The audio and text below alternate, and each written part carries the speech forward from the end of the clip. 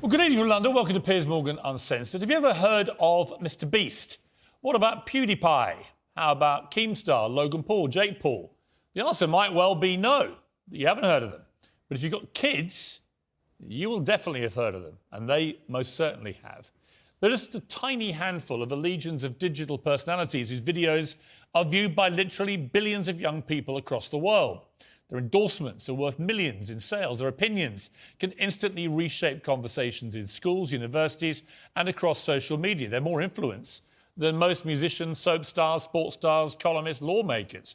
But unlike those power brokers of the past, the politicians and cultural stars who could set the social agenda, these people seem to exist in a parallel universe. Their views go largely unchallenged, shared only as bite-sized clips. Their digital businesses often operate beyond the scrutiny of normal journalists and even regulators. They wield massive influence over young people, and they're restricted only by the ever-changing whims of big tech companies.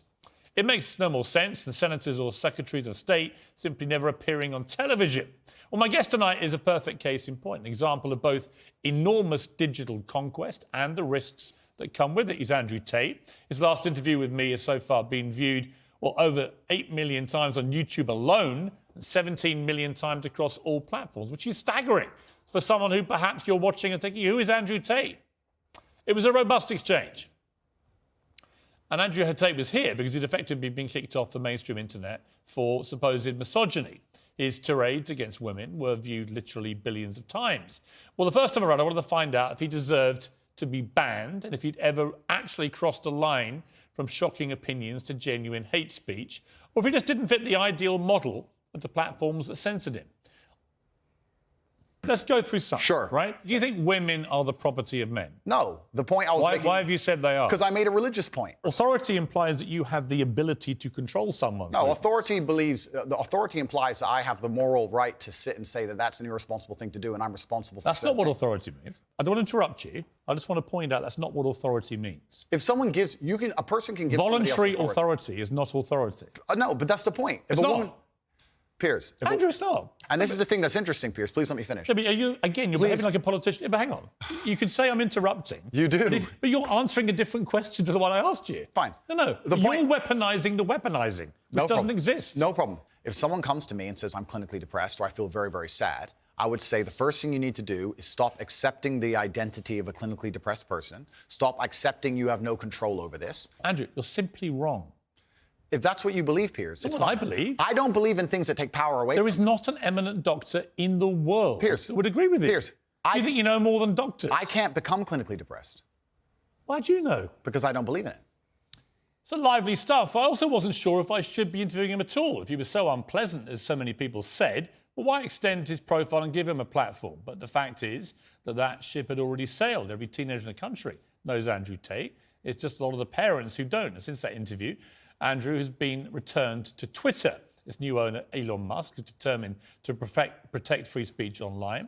Many young people, especially boys, have literally stopped me in the street since that first interview to ask me about Andrew Tate. I've been staggered, honestly, by the response that I've had.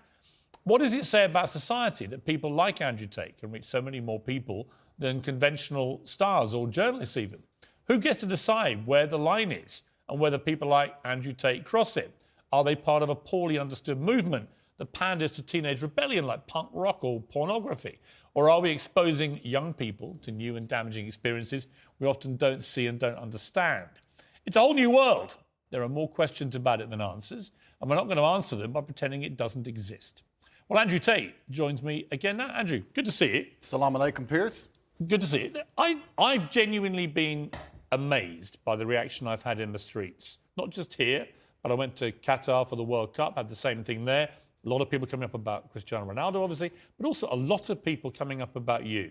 And they were almost exclusively men, young men, who genuinely see you as a role model, as somebody who inspires them, as somebody they want to be like. Yep. So that made me think, the first interview you had was quite combative.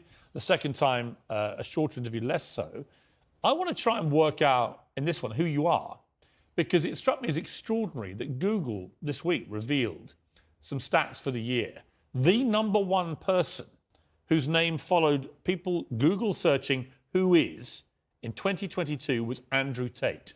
Yeah, that's quite remarkable. I think there's a whole swath of the population, especially young men, that feel disenfranchised.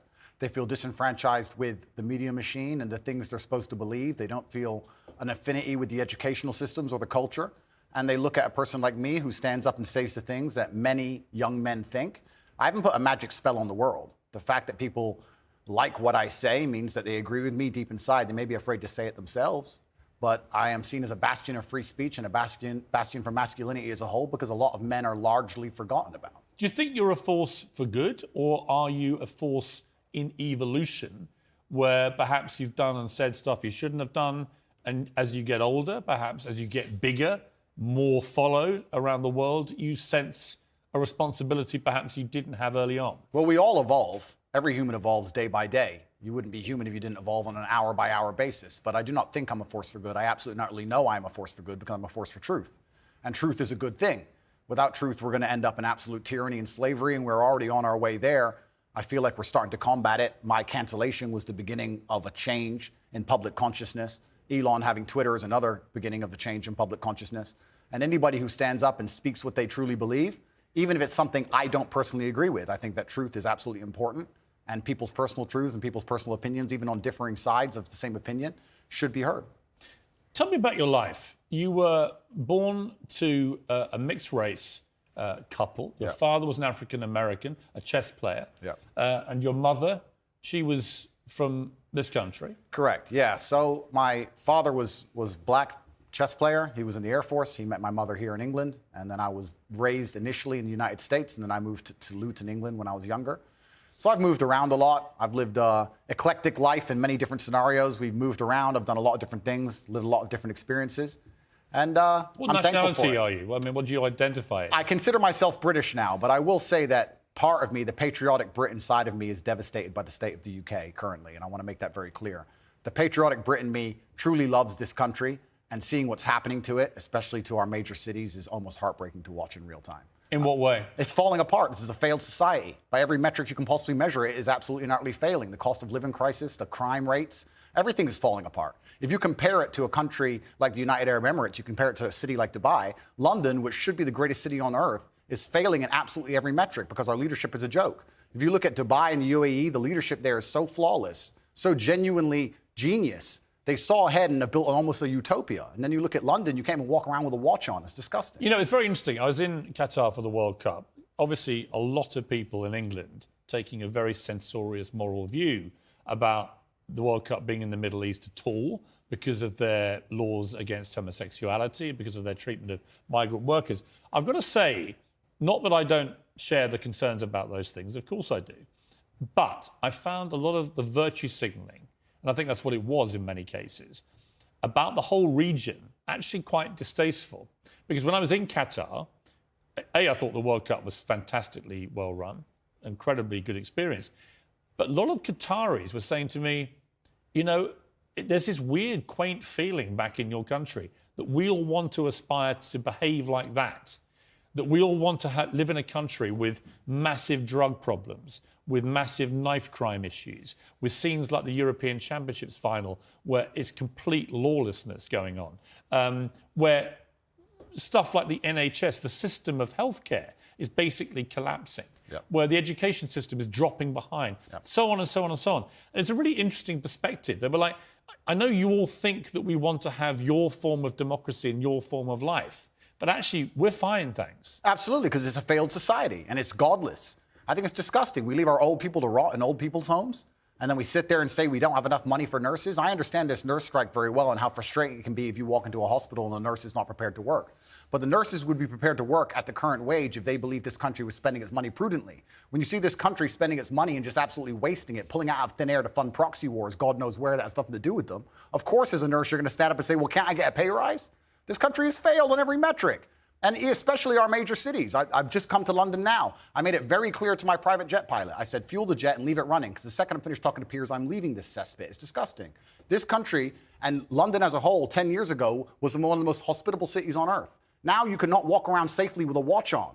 And you're a full-grown man. You're a full-grown adult. When's the last time there's been a serious problem in your life that you completely ignored and it fixed itself? Never, ever. What are any of our politicians doing to fix any of the problems we're Well, I genuinely saw facing? today that Sadiq Khan is planning to run again for the third term of office as mayor. All I can say is everyone I know who's had any experience of crime at any level in London in the last few years has had a bad experience of it, of the way it's been handled. You know, I mean, I can give an example. I can reveal this now. I've talked for 18 months. I got a specific death threat on one of my son's Instagram pages in public, a public comment. And it was very specific about what this person was going to do. Yeah. I couldn't use the police to evade him. We know where you live. We're going to come and kill you. And then a second one threatening my son and his mother, my ex-wife. I called in the police. I thought, I'm not having them putting death threats on my son's life. Sure. I called the police. Police investigated this. They arrested somebody over a year ago.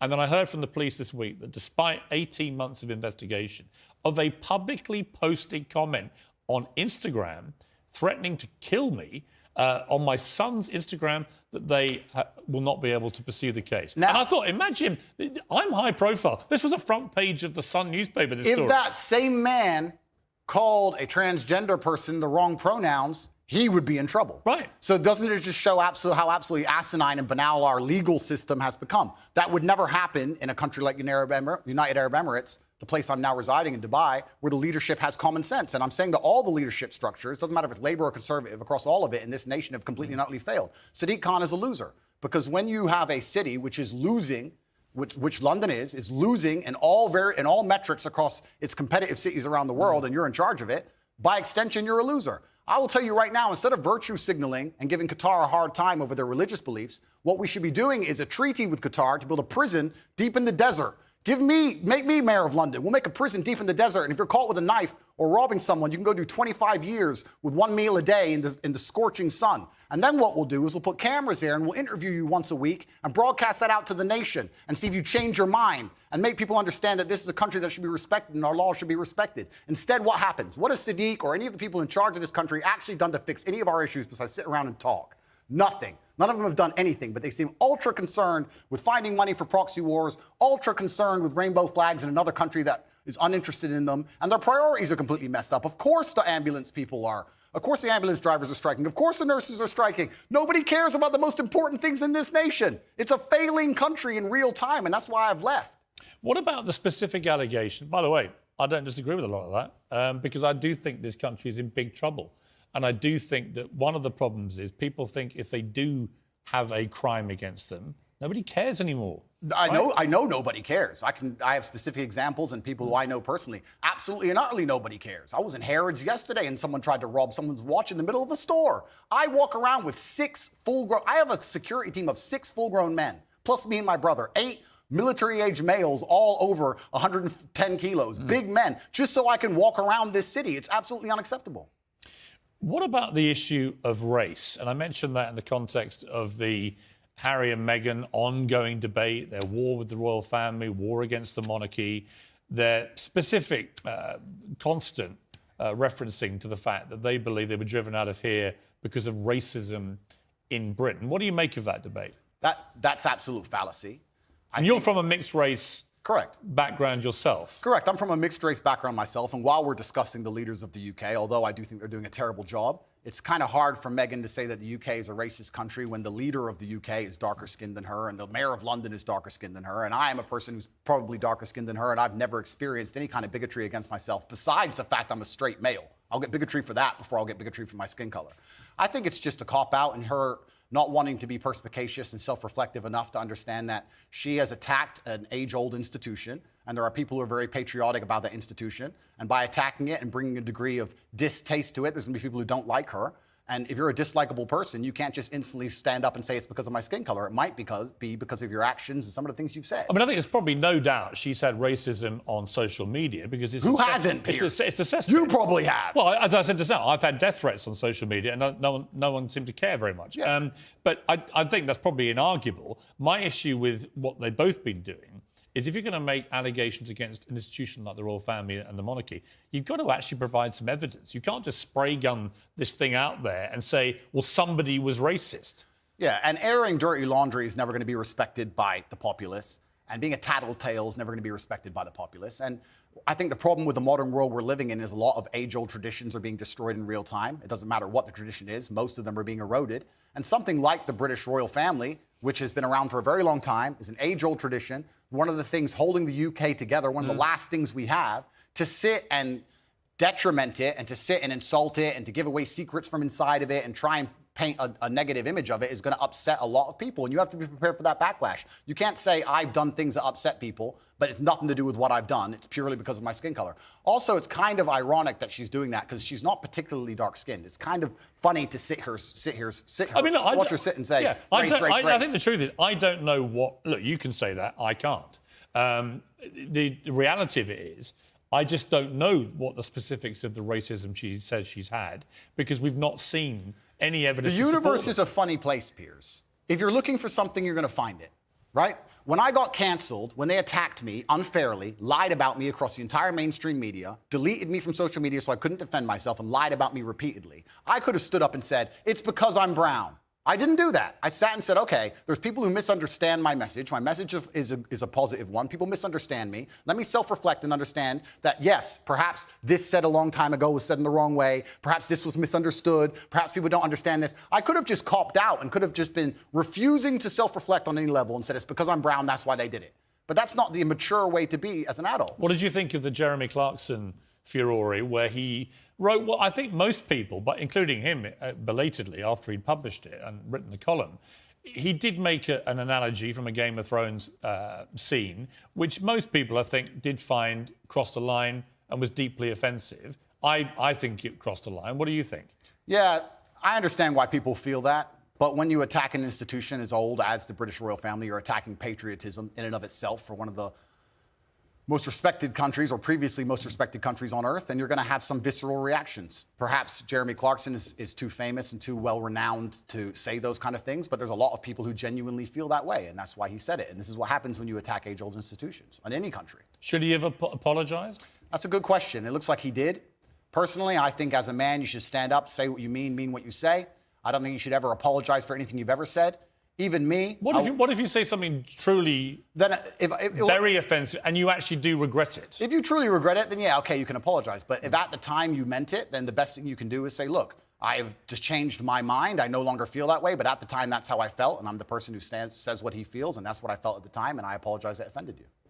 Andrew Tate, we'll be back with you after the break. We'll talk to you about Twitter again. Elon Musk restoring you to this platform. Has it calmed you down? Are you as controversial on there? Are you mindful that you're only one false move like Kanye West, for example, away from being removed again? Well, Elon Musk has restored a throng of banned accounts as taking over Twitter with a sworn commitment to free speech. He's also shown he has a line of his own, though. Conspiracy theorist Alex Jones remains banned. Kanye West was reinstated, then banned again for posting a swastika inside a Star of David. Andrew Tate is back too, for now, anyway. He was first removed in 2017 for saying women should bear some responsibility as victims of rape, and he hasn't exactly been shy since his reprieve. Let's take a look. Genghis Khan had endless women and 200 children as a reward for conquest, he tweeted. I'm the most searched man on the planet. I've conquered Earth. I'm the highest status male on the planet. Females do not expect loyalty from me. They only expect that of lesser men.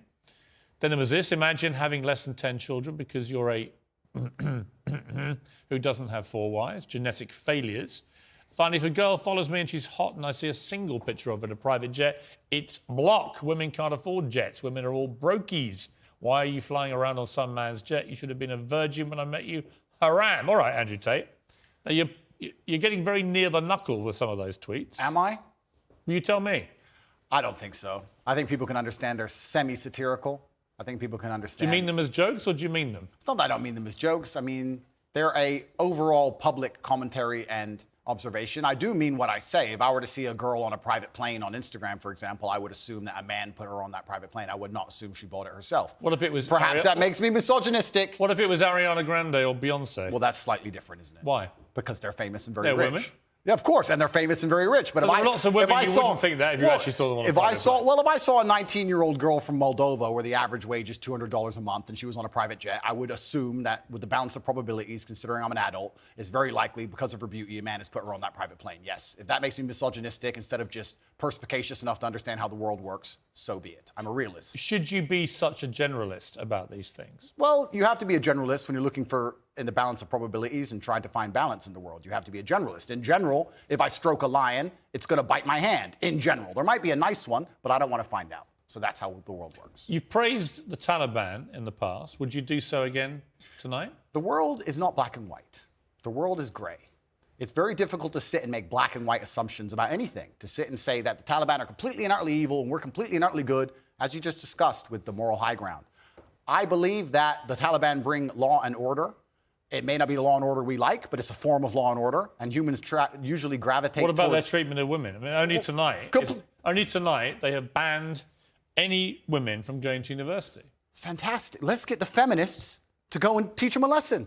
The feminists are so tough, and they stand up and say they can do anything a man can do. Let's arm them up and send them to Afghanistan. I'm sure they'll fix it. No, but it's not. It's a serious matter, isn't it? That women don't get the education they deserve. And that's a very serious answer. If women are just as capable as men in terms of combat, like feminists pretend they are, then they can go over there and they can deal with the Taliban. A lot of women do go to combat. Oh, exactly. So they can go deal with the Taliban. It's nothing to do with me. They can stand up and fight for their own rights. Surely you wouldn't defend the Taliban banning women from university. It's saying it's nothing to do with me, Piers. It's absolutely nothing to do with me. What about the Afghan women? It's nothing to do with me on any level. You don't have a view? I have a view. My view is that people naturally gravitate towards law and order, and if you didn't have the Taliban, you'd have different warlords operating in lawlessness, and there would be no way to prevent your store or your market stall getting completely robbed by someone with an AK-47, and people are going to gravitate towards a form of law and order. America left. They left a power vacuum, and the power vacuum is now full. Well, I don't disagree with that. Okay, well, but I do think the banning of women from university in Afghanistan is utterly horrific. And I think the feminists are going to arm themselves. They're going to show us that they can do anything a man can do. They're going to go over there to combat, and they're going to teach Taliban a lesson. Why can't you just say on that, you know what, it's completely wrong?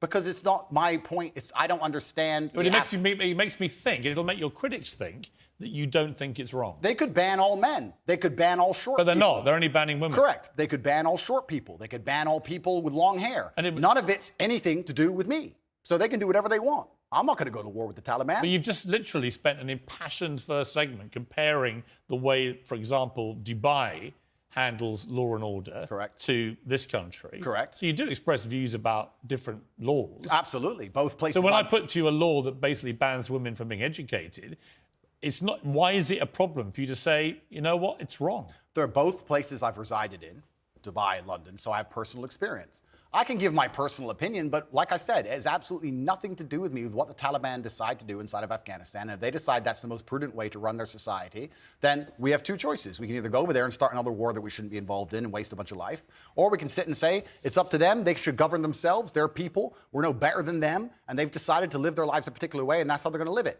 Like I said, if feminists are very upset and they're very disgusted by the fact that in Afghanistan, women cannot go to school, I've been told repeatedly by feminists that they're just as capable as men in all realms, and I expect them to arm themselves and fly over to Afghanistan and fix it. Like a lot of women have done in combat. Good. Congratulations. Go fight. Well, this is the thing that's very interesting, because when you talk about ideas, it's not even just about Afghanistan and feminism. When you talk about ideas, they must all be defended at some point. There has to come down to violence. The world is backed by violence. Nobody wants to talk about this. It doesn't matter what it is. If you have a disagreement between two parties, eventually, if the disagreement continues, it ends up in violence. Feminism is defended by men. Men stand up and defend feminism, not feminists themselves, because they're incapable of violence. And we're in a situation now where you're saying that we should send men to go and fight for feminism. Why? It's not a man's problem. No, I think I'm saying feminists believe. I think men can be feminists too, because if feminism believes in equality for women, I'll sign up to it. I don't agree with radical feminists who hate men. Right? To me, the radical anything to me is a bad thing. Yeah, and I think most feminism in the West currently is radical. Well, some of it is, no question. Absolutely, but this is my point. My point is that the Taliban are going to do whatever the Taliban decide to do. If I'm going to fly over to another country, I will respect their laws and customs. It's not my job to come along and tell other people how to live. I don't believe I have a moral high ground in that degree. And if people are genuinely upset and disgusted by it, the bottom line in most disagreements on the earth is violence. People who feel like they should go and fix it, then fix it with violence, then it can be the feminists who feel so outraged by it. But it's funny, they don't comment on these subjects, feminists. They seem to instead attack the Western male for some reason. You deleted a video in which you praised ISIS. Why? I don't know which video you're talking about in particular. It might have been a video from a long time ago. But in general, I understand that, like I said, the world is not black and white. The world is gray areas, and Western imperialism as a whole has been causing more problems than it's ever fixed, and it's disgusting. And I don't know the exact video you're referencing, but sometimes when an underdog destroys a Western imperialist, I have a degree of, I wouldn't say satisfaction, but Satisfaction? No, but there's certainly a degree of, the way ISIS I don't know the particular. conducted themselves. I don't know about the particular video we're talking Well, about. ISIS were one of the most deadly terror groups in the world. Absolutely. They committed a series of appalling atrocities, Sure. killing innocent people left, right, and Completely. centre. Yeah. How could you possibly have satisfaction? Well, if it's the video I'm recollecting, if it's the video we're talking about, it's about the fact that I believe ISIS was funded by the West and created by the West in the first place. And it wasn't a degree of satisfaction like I'm happy ISIS exists. It was a commentary on the world. Well, here's what you said. ISIS are the real Muslims because ISIS do exactly what the book says. Kill everyone who's not a Muslim and chop people's heads off and set them on fire and be raging lunatics.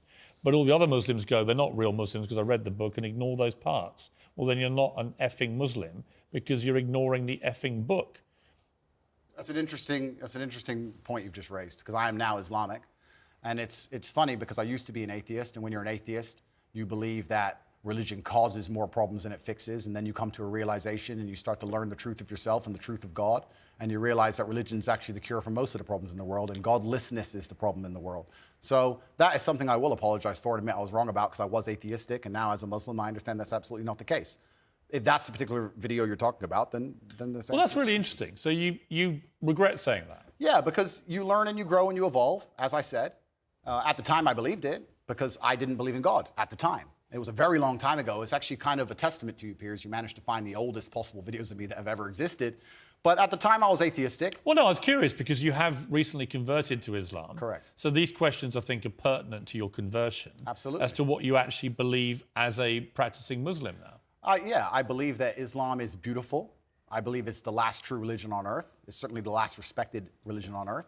And I felt differently inside since I've converted. And I think it has the solutions to a lot of the problems we're facing in the world today. That particular video was once again satirical. A lot of people watching this would not have seen it. They would not have seen the joke element of it. It's fine.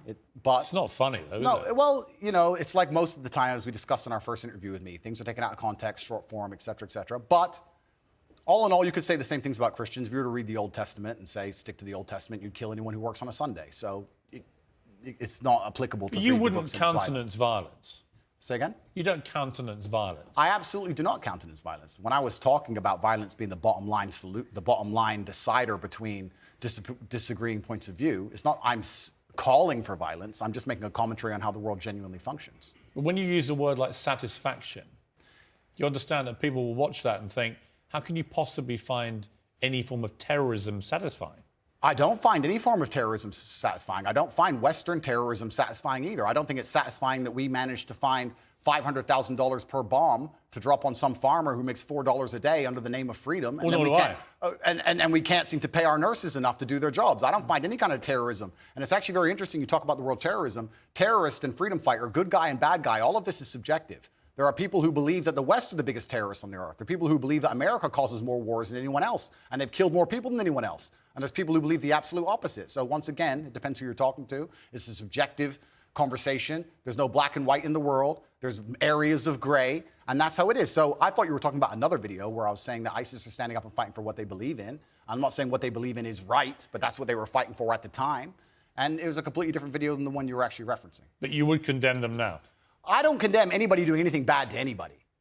I'm not a person out here with a criminal record. I don't hurt anyone. I just spent my first segment on this show talking about how I believe in law and order and how important that is. I think people can operate inside of their lives safely and walk around, man, woman, child, can walk around in safety in any city they live in. How that law and order is constructed is not my jurisdiction. I'm not in charge of the law and order of Afghanistan, Tajikistan, Kyrgyzstan, Afghanistan, Kazakhstan, any of them. It's nothing to do with me. I want to talk to you after the break about masculinity. Why is it that so many young men gravitate to you? What is your view of what it takes to be a man?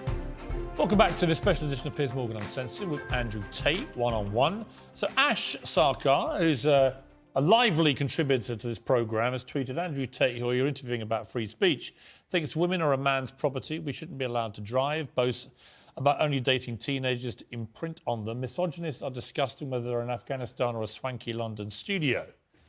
Am I a misogynist, am I? I don't think, firstly, the things she said I don't even truly believe. If you're prepared to listen to me, I'll explain to you exactly why she's completely and utterly wrong.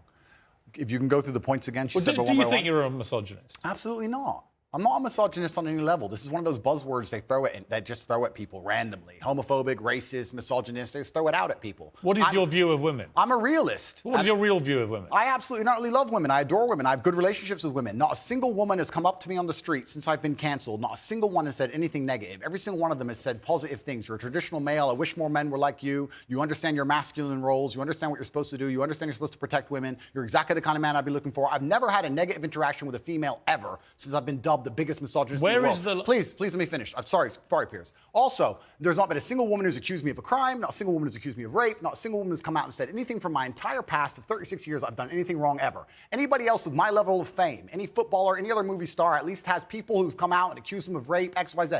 I have no woman who's come out and ever said I've hurt her, no woman who's come out and ever said I've done damage to her or been horrible to her. Everybody who ever interacted with me has said I've been a nice person. All of them. So this random Twitter nobody who seems to know so much is full of... All right, you've responded to her tweet. Yeah, she's a liar. But where is the line for you between masculinity, which I will always defend, and which I agree with? I think a lot of women like men to be masculine, and what has become known as toxic masculinity. And the reason I ask you is that you are engaged in that debate with men all the time.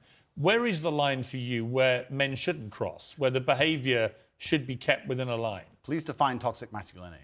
Well, you tell me what you think it crosses a line from being a masculine, good man to a bad man. There's no such thing as too much masculinity if it's genuinely masculine. Genuine masculinity is not out here to hurt people. It's absolutely the opposite. It's out here to protect. And when bad things happen, they call traditionally masculine men. If you need a firefighter, you need a masculine man. When you call the police because of the problem you have, you want masculine men. And as soon as a woman or a man is in trouble, when you look for backup, you look for masculine men. And masculine men have a duty to provide and protect those they care about. We have a duty to do things we don't feel like doing because we know we're supposed to do them. And that's why we stayed in the Titanic and died. Those were masculine men. Where did you get your views about this from? This is what I grew up with. It's the family I grew up around. And your father, your mother, yeah, both? and the world I lived in. And I think a lot of the things I'm saying now about masculinity and how people should act in the world, how the world should function, were considered completely normal and accepted by everybody only 20 years ago. I think the world's just lost its mind. For me to stand up and say a man should protect a woman now gets to be called a misogynist and canceled. If I said that 10 years ago, everyone would say, duh. And what's funny is, everyone who argues against me and says men shouldn't protect women, especially all the feminists, if they were with their boyfriend and a man broke into their house, guess who they'd expect to go downstairs? Who do you think? Think they go themselves? Are they going to Afghanistan? No, we send men to do these things. So well, we send women in the armed forces too. You have to generalize when you make points. There are many courageous people. Exceptions do not disprove the rule. No, but you've got to concede there are many courageous women serving in the armed forces. Absolutely and utterly, completely correct. But by and large, traditionally, soldiers are men. Exceptions do not disprove the rule. Well, it's not an exception. It's a fact that there are a lot of women now in the armed forces. Correct. But if you were to take the average soldier, they are a male. If you're allowed to say who's a male and who isn't nowadays, I'm assuming their gender, I apologize. If you were to take the average soldier, they're a male, which means that exceptions are the female soldiers, which because there's a lower percent of them, a lower probability. Exceptions do not disprove the rules. Men do the fighting. Right now in Ukraine, men cannot leave. Women are allowed to leave because men have to fight in the front line and women are allowed to go to Dubai. That is how it is. What do you say to young men who come to you for advice, who feel lost, who don't really know where they fit into society? I say that life as a man is exceptionally difficult. I say the most beautiful and the most terrifying thing about being a man is you're born without value. Society doesn't care about you. You're only going to be cared about based on how useful you are. You have the chance to build yourself up and become a superhero if you're prepared to do the hard work and be indefatigable enough to never quit. But if you're going to stand around and wait for a handout, nobody's going to ever respect you. And I think that a lot of people have forgotten about how difficult and how competitive it is as a man. We're always in constant competition with each other. And it's your duty as a man to stand up and say, I want to be as important and strong and good-hearted and God-fearing as possible. And I need to work hard to achieve those things. Dame Sheila Hancock says we've become too over-emotional as a society, crying too much about everything. Has she got a point? She's completely right. And the dangerous thing about overly emotional men is that they're dangerous. They're genuinely dangerous. This is what's crazy. All these people who talk about toxic masculinity and how bad it is for men to be traditionally masculine. A traditionally masculine man does things he doesn't feel like doing because it is his duty to do them. He charges into the building because it is his duty. Not because he feels like it, because it is his duty. We're now teaching the new generation of men that they don't have duty and they can just act on their feelings and act how they feel, and they don't have to act as a man should. Do you know what happens when you get men who just act how they feel? You get school shooters, you get violence, you get rapists. Men who do not control their emotions are dangerous. If you find a man who is stoic, he's not going to hurt people. He's going to sit and think about his actions very carefully, and he's going to be a good man who protects and provides for his family. You find a man who just acts out on impulse and does whatever he feels like, you're going to find a dangerous man. Sitting here telling men to cry more and act with their feelings and it's okay to feel this way, that way, etc., and have no self-control. That is why we have the problems we have in the world. Absolutely and utterly wrong. So when they talk about toxic masculinity, they have it completely inversed on its head, completely and utterly wrong. We need to be teaching stoicism. We need to be teaching young men to understand that the world is very, very difficult. It's hard to be a man. You're going to feel bad sometimes. You just suck it up and perform anyway. Not to sit there and cry your eyes out or blame other people. Tough or being a woman, out. too, in modern society. It's certainly tough being a woman, but I'm not a woman, so why would I speak on issues I do not understand? I'm a man. You can feel an empathy for women. I feel empathy, certainly, but I do not understand their issues. See, a lot of men come up to me and they admire you. I've got to say, a lot of women I've spoken to don't admire. They think you represent misogyny. They think when they hear you not commit to saying the Taliban shouldn't be banning women from university education, well, why can't he just say that's wrong? Well, firstly, that's not my experience. I experience the absolute and utter opposite of that. Secondly, it's because it's a moral point I'm making. My moral point is I speak on things I understand. I speak on experiences I've had. But you believe in equality? I speak on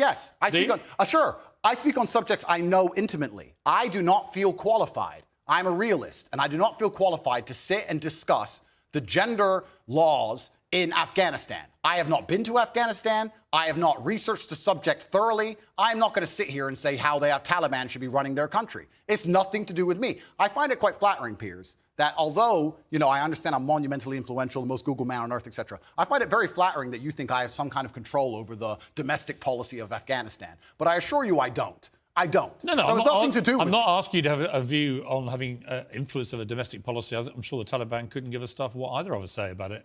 It's just curious to me that it's an easy win for you to make women think you're not anti them, to say that when they're not given equality, as the women in Afghanistan clearly are not, because they're not allowed to go to university now, as of today, that is clearly unequal, unfair.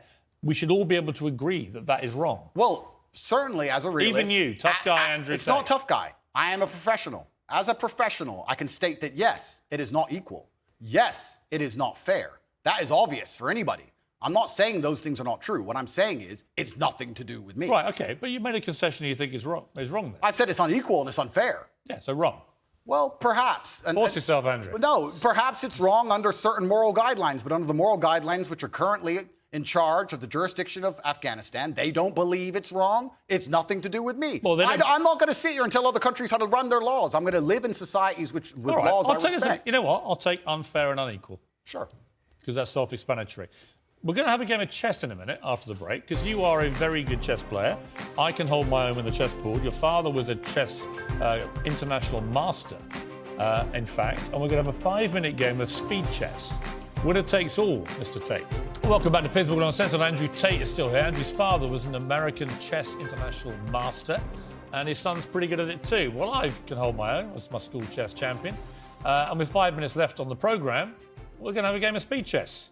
Winner takes all. All right, well, you're white. Off you go. It's racist. Off we go. 5 minutes, go. That's racist, Piers. Cancel Piers Morgan. OK. Are you good, Piers? Well, are you going to destroy me? Clearly from this opening, better than you. Let's see, I guess, aren't we? OK. Let's be aggressive, shall we?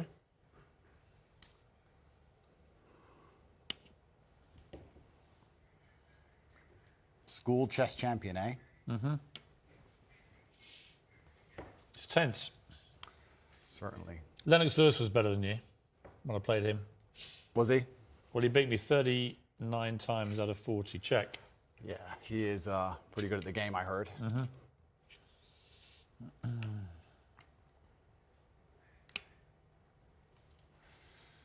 Time to get aggressive with you, Mr. Tate. Show you a bit of toxic chess masculinity. Well, the world's been pretty aggressive with me lately, Piers, so I'm used to it. It's fine.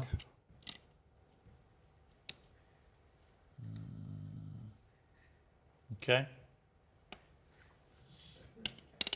Oops, apologize.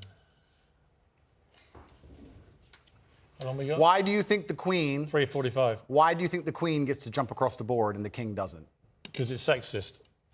The game of chess is sexist, but perhaps it reflects life, Piers. Haven't you ever thought that when you look at a yacht in Dubai? You're running out of time. Stop stalling. I know what you're Fine, doing. I'll just take your queen. Oh, God! I'll just take your queen.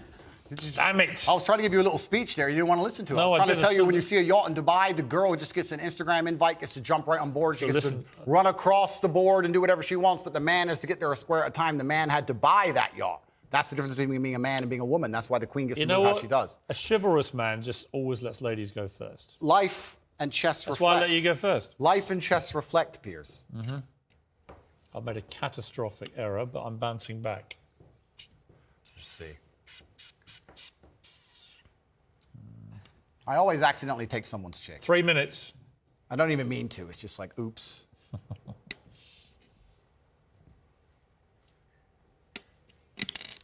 You need to stop knocking my pieces over like some. Doug. Yeah, exactly. He's not getting in my head.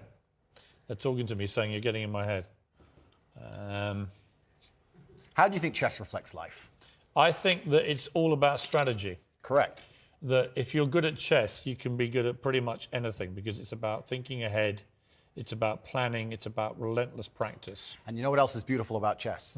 If you lose, somewhere you made a mistake. There is no luck. Absolutely right. In chess, even if it's the smallest mistake, somewhere it was your fault. It teaches absolute self-accountability, which Yeah. is something that we need a lot more of in the world today. That is true. And that's why chess is so important. You can take my knight if you want. Okay. You don't want it? Why don't you No, want my knight? Because I'm playing a long game. Ah, okay. I thought you'd want it. I'm going to leave it there in case you take it anyway. Okay. I'm going to go. Because I know what you want me to do. I'm not going to do it.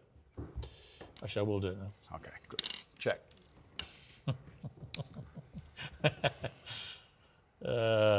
Check. Check. Check. How long?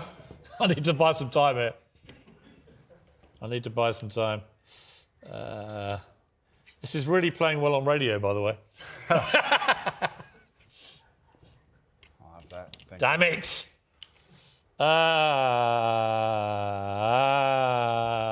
I'm screwed. I'm screwed. Don't say that. How long have I Piers. got? 1 You need minute to 12. Believe in yourself. I never ever give up. Believe in yourself, I Piers. do believe in myself, thank you. Good. Self-belief is important. I do believe in myself, but this has not gone well. You're quite good at chess, I'll give you that. Yeah, well, in the chessboard of life, I've done pretty good. I've done okay. Check. The question is, can you beat me in time? You've only got 50 seconds. Check. Well, that's interesting. Yeah, I don't think you can. Let's see.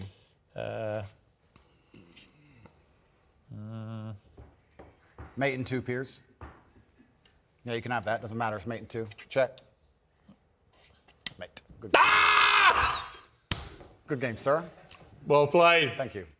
25 seconds away from safety. Okay, well, Andrew Tate, I'll give you something. You're good at chess. Thank you. I'll see. You have to be. You just beat me.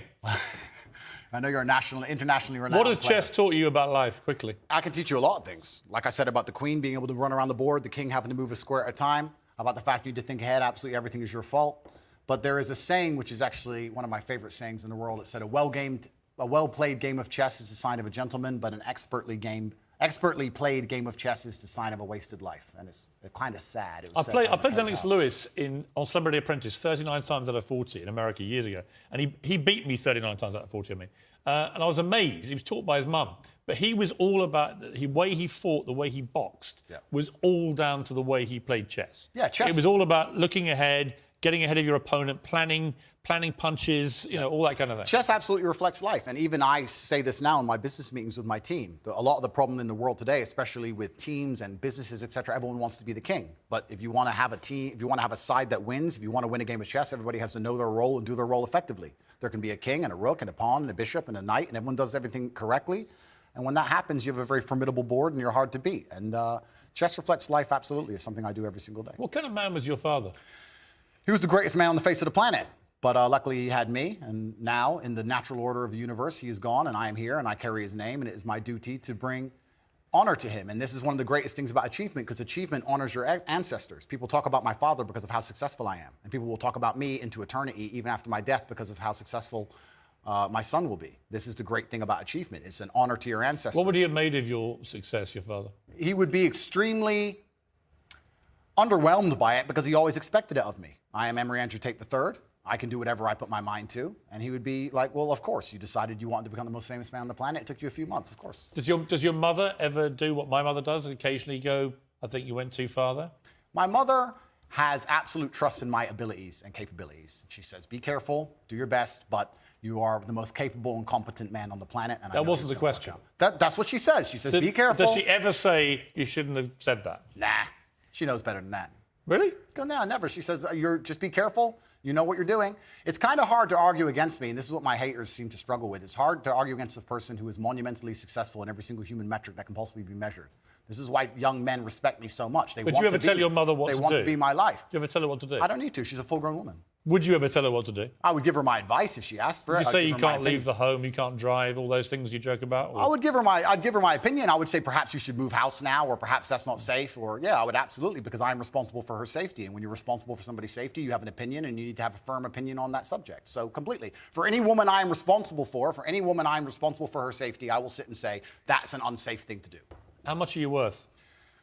I'm a billionaire by now. Dollars or pounds? About dollars. We're not in pounds yet, but we'll get there. So what to do?